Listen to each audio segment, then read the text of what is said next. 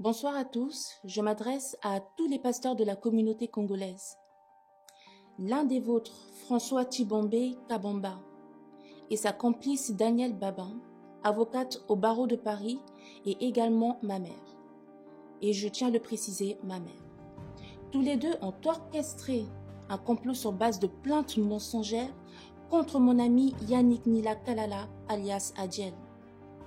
Dans quel but? Visiblement dans le but de soutirer de l'argent à la justice, puisqu'ils ont réussi à obtenir plus de 80 000 euros en jetant mon ami en pâture. 80 000 euros. Justice française, tu as condamné mon ami qui a un casier judiciaire pourtant vierge et n'a jamais bafoué la loi de sa vie. Organe de presse, le Parisien, la République du Centre, vous l'avez sali, le qualifiant de gourou meneur d'une secte évangélique.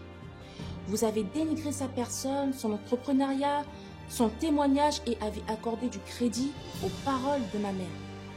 Eh bien, sachez-le, Daniel Babin, elle est bien connue de la police et de la justice. Et pas pour son travail d'avocate, mais pour sa violence et ses mensonges.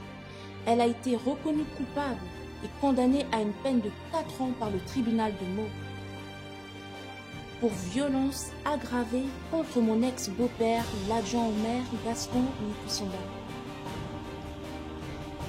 Elle l'a laissé pour mort et s'est enfuie.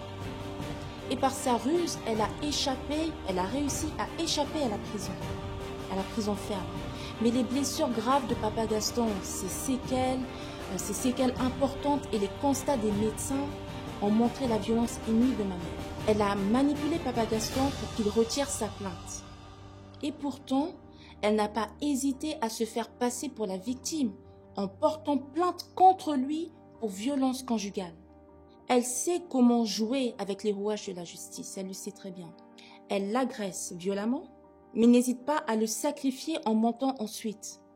Et c'est pourtant à elle que vous avez donné raison. Je suis révoltée par cette justice qui défend la manipulation et les mensonges et qui n'a mené aucune enquête. Aucune enquête. Serviteurs de Dieu, ne restez pas silencieux, je vous en prie. Levez-vous pour tirer cette affaire au clair qui vient encore salir l'évangile et l'œuvre de Dieu. Pendant que notre ami croupit en prison injustement, eux se pavanent et poursuivent leurs activités dans l'église sans craindre de rien. Yannick Nila Kalala est innocent. C'est un serviteur de Dieu dévoué pour l'église. Merci d'avoir pris le temps de m'écouter et nous comptons beaucoup sur votre indulgence. Que Dieu vous bénisse.